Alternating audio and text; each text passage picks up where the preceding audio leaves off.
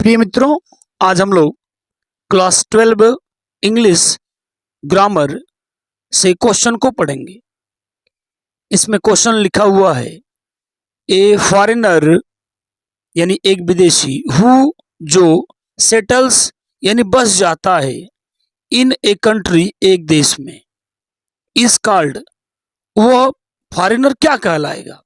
बता दिया। ए foreigner who settles जो बस जाता है, इन ए कंट्री एक देश में, इस कॉल्ड कहलाता है या कहा जाता है। यह वन वर्ड सब्स्टिट्यूशन है। वो क्या कहा जाएगा? तो विकल्प हमारे पास दिया हुआ है, immigrant, immigrant, immigrant, immigrant, alien और विजिटर। इमिग्रेंट का मतलब होता है अप्रवासी और इमिग्रेंट का मतलब होता है प्रवासी। पहले हम दोनों में डिफरेंस आपको बता दें, दोनों वर्ड में क्या डिफरेंस है।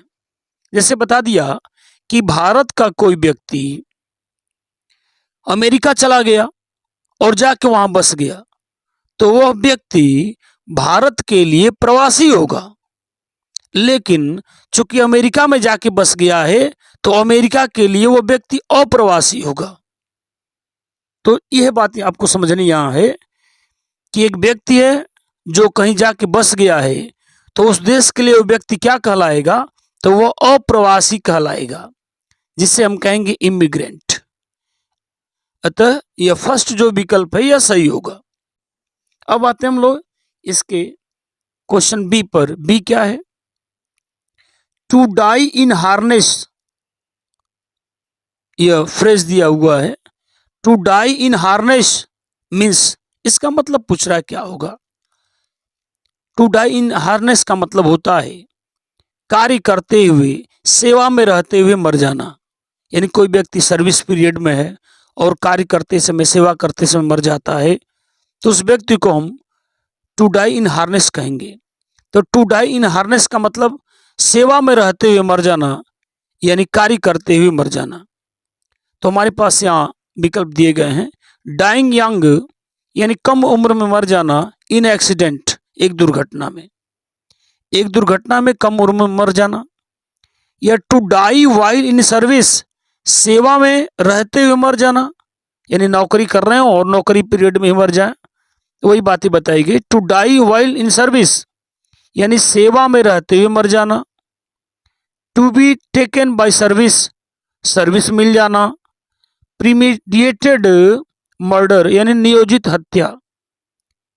तीन चारों विकल्पों में से बता दिया कि टू डाई इन हार्नेस का मतलब है सेवा में रहते हुए मर जाना। जैसे कोई व्यक्ति नौकरी कर रहा है, नौकरी पीरियड में ही मर जाए, तो हम कहेंगे कि वह डाई इन हार्नेस कंडीशन होगी। तो सेवा में रहते हुए मर जाना, यानी जो विकल्प हमारे पास इसका सेकंड सही होगा। अब आते हम लोग क्वेश्चन सी पर। The synonym of diligent, diligent का मतलब होता है परिश्रमी। डिलीजेंट मीन्स होता है परिश्रमी। तो द सिनोनिम ऑफ डिलीजेंट पूछा, डिलीजेंट का सिनोनिम आपसे पूछ रहा है। सिनोनिम का मतलब सेम अर्थ, जिसे हम पर्यायवाची कहते हैं। तो इंटेलिजेंट का मतलब होता है बुद्धिमान, मॉडेस्ट का मतलब होता है विनम्र, इनर्जेटिक का मतलब होता है ऊर्जावान, और इंडस्ट्रियस का मतलब होता है परिश्रमी। तो डिलीजेंट का सिनोनिम इंडस्ट्रियस हो जाएगा, यानी परिश्रमी हो जाएगा। तो इस तरह से जो विकल्प हमारे पास फोर्थ है, यह विकल्प सही होगा।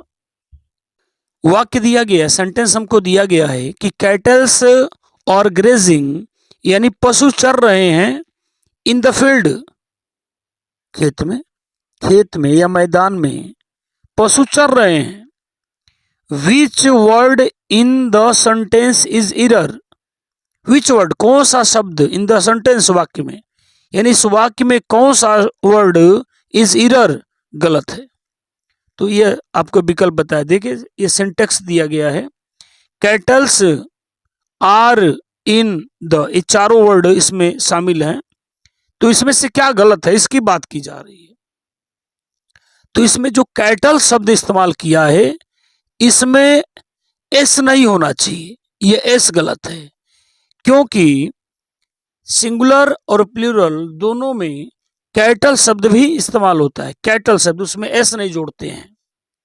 तो भले ही हमको यहाँ आर हेल्प में मत दिख रहा है, बहुवचन का, प्लूरल का दिख रहा है, लेकिन कैटल एक वचन होगा तो भी बहुवचन होगा तब, यानी सिंगुलर होगा तो भी, प्लूरल होगा तो भी कैटल ही इस्तेमाल करते, उसमें एस नहीं जोड़ा जाता है, इसलिए यह वर्ड गलत होगा।